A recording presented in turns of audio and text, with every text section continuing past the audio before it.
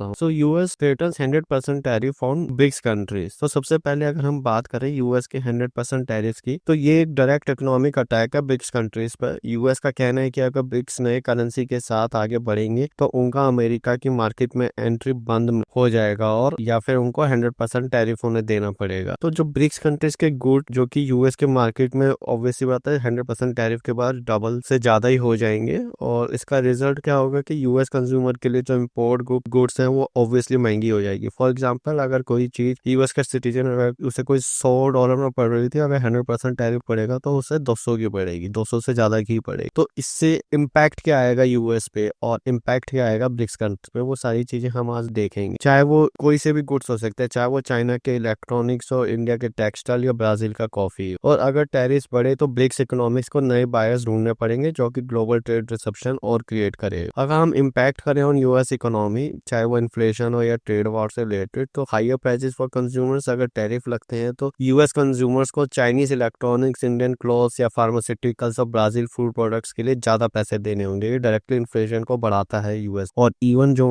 जो इंडिया से जो भी फार्मास्यूटिकल्स, जो भी मेडिसिन जो भी यूएस में जाती है, ओवरऑल उनके रेट्स बढ़ेंगे, उनके हेल्थ केयर पे भी काफी डायरेक्ट इम्पैक्ट पड़ेगा। सप्लाई चेन इशू भी एक बड़ा मेजर इशू बनने वाला है, क्योंकि ब्रिक्स कंट्री से सप्लाई डिसरप्ट होने की वजह से मैन्युफैक्चरिंग और रिटेल सेक्टर में शॉर्टेजेस बढ़ सकती हैं। और इसके साथ साथ ट्रेड वॉर भी बढ़ेगा। टैरिफ्स के बदले ब्रिक्स कंट्रीज भी रिटेलिएटरी टैरिफ्स लगा सकते हैं, जो कि ग्लोबल ट्रेड स्लोडाउन और इकोनॉमिक इंस्टेबिलिटी को का एक और जन्म देगा। सोचो कि एक तरफ यूएस के सिटीजन हाई इन्फ्लेशन फेस करेंगे और दूसरी तरफ ग्लोबल ट्रेड के नए लो पर पहुंच जाएगा। और आपको याद भी होगा कि ट्रंप ने जब अपना वो कैंपेनिंग कर रहे थे यूएस प्रेसिडेंशियल के लिए, उन्होंने प्रॉमिस भी किया था अपने सिटीजन को कि 0% tax on for US citizen. पर ये काफी इंटरेस्टिंग है कि क्योंकि ट्रंप ने अपने रिसेंट स्पीचेस में यूएस सिटीजन को प्रॉमिस किया कि उनकी प्रेसिडेंसी में सिर्फ 0% टैक्स ही लगेगा। लेकिन इसका रियलिटी चेक करें तो अगर ट्रंप अपना 0% टैक्स प्रॉमिस इंप्लीमेंट करते हैं तो यूएस गवर्नमेंट का रेवेन्यू सोर्स ड्रास्टिकली रिड्यूस हो जाएगा। लेकिन अगर ब्रिक्स कंट्रीज के इंपोर्ट पर 100% टैरिफ लगाते हैं तो गवर्नमेंट को एक अल्टरनेटिव रेवेन्यू स्ट्रीम मिलेगा, पर इन्फ्लेशन भी बढ़ेगा। तो ये देखना होगा कि क्या ये बैलेंसिंग एक्ट है या नहीं है, या ट्रंप का सिर्फ टैक्स फ्री अमेरिका करने ब्रिक्स को ट्रेड रेस्ट्रिक्शन पर हेविली डिपेंडेंट हो सकता है। So now the question is rising, should India be worried और other BRICS country should also be worried. अगर हम बात करें कि ब्रिक्स कंट्री की सिचुएशन को कैसे देखना चाहिए, क्या इंडिया और बाकी देश को वरी होना चाहिए या नहीं होना चाहिए, तो इंडिया के कंसर्न को हम देखें तो इंडिया के जो आईटी और फार्मास्यूटिकल एक्सपोर्ट है वो हेविली यूएस मार्केट पर डिपेंडेंट है। अगर टैरिफ लगते हैं तो ये सेक्टर को काफी बड़ा नुकसान पहुंच सकता है। लेकिन इंडिया के पास एक स्ट्रेटेजिक एडवांटेज ये है कि यूएस के साथ ग्रोइंग डिफेंस और टेक्नोलॉजी पार्टनरशिप है। इंडिया को अपने डिप्लोमेटिक टाइज को लेवरेज करना पड़ेगा। और चाइना के लिए बहुत बड़ा चैलेंज हो सकता है कि US is China's largest export market. अगर ट्रेड वॉर एस्केलेट होता है तो चाइनीज इकोनॉमी को स्लो डाउन और ज्यादा डीप होता है। वहीं पे ब्रिक्स कंट्रीज को इंटरनली ट्रेड एग्रीमेंट स्ट्रेंथन करने की जरूरत पड़ेगी। अगर वो आपस में अल्टरनेटिव मार्केट एक्सप्लोर करते हैं तो यूएस के प्रेशर को टैकल करना उनके लिए आसान हो जाएगा। एक इंडिया का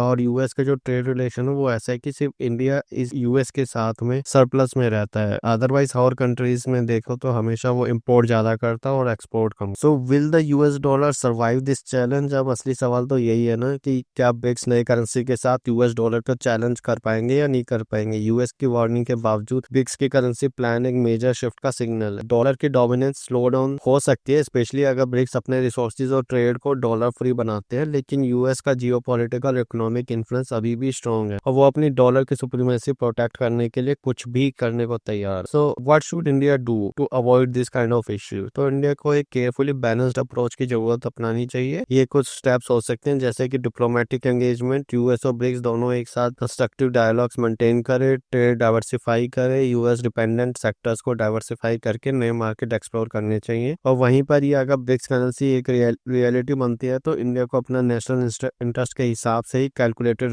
रिस्क लेना चाहिए, वही इंडिया करेगा। तो दोस्तों ये सिर्फ इश्यू जो है ये सिर्फ ट्रेड या टैरिफ का ही नहीं होगा, बल्कि एक पावर स्ट्रगल भी है जिसमें अमेरिका अपनी डॉलर की डोमिनेंस बचाना चाहता है। और अगर आप ट्रंप का ट्वीट भी देखोगे तो उसमें लिख रहे हैं कि mighty dollar, mighty US economy. तो ये तो एक खाता ही है कि एक एरोगेंस दिखाता ही है, जो कि हमेशा यूएस में हमेशा ही रहता ही है कि वो अपने डॉलर और इकोनॉमी में कैसे एरोगेंटली बात भी करते हैं। और ब्रिक्स कंट्रीज अपनी एक नई ग्लोबल ऑर्डर के लिए भी ट्राई कर रही है। इंडिया के लिए ये एक टफ डिसीजन मेकिंग मूवमेंट भी हो जाता है, क्योंकि जियोपॉलिटिकल और इकोनॉमिक इंटरेस्ट के बीच एक बैलेंस क्रिएट करना हो। तो आपको क्या लगता है, क्या ब्रिक्स को अपने प्लान्स के आगे बढ़ना करना चाहिए, क्या यूएस की वार्निंग को सीरियसली लेना चाहिए? अपने थॉट्स कमेंट्स में जरूर लिखें। अगर आपको ये वीडियो इन्फॉर्मेटिव लगा हो तो प्लीज लाइक, शेयर और चैनल को please subscribe. Thank you, thanks for watching, bye.